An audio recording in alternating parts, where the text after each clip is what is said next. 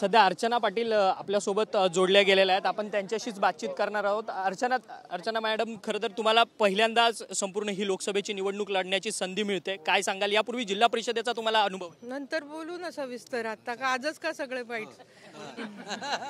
महायुतीकडनं तुम्हाला उमेदवारी जाहीर झालेली आहे।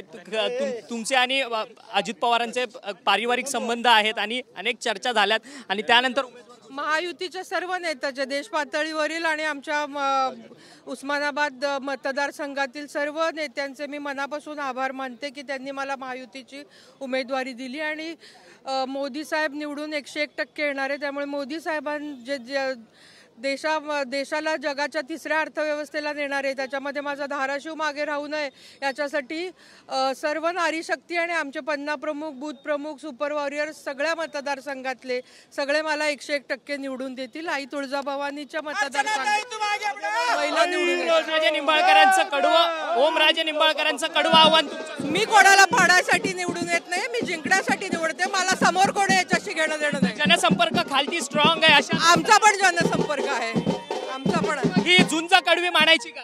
नाही, माझ्यासाठी नाहीये। तर आपण पाहिलं की या होत्या अर्चना पाटील, ज्या महायुतीच्या धाराशिवच्या उमेदवार आहेत आणि त्यांचं असं म्हणणं आहे की ही जी निवडणूक असणार आहे ती जी निवडणूक असणार आहे ती आमच्यासाठी सोपी नसणार आहे, परंतु आम्ही निवडणूक लढू असा जो विश्वास आहे तो अर्चना पाटील यांनी आपल्याशी बोलताना व्यक्त केलेला आहे। व्हिडिओ जर्नलिस्ट रोहनसह अक्षय मंकाणे, TV9 मराठी, मुंबई।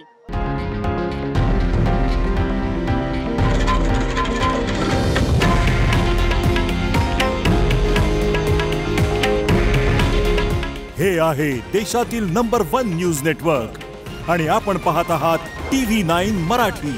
काळजी तुमची, हित महाराष्ट्राचं।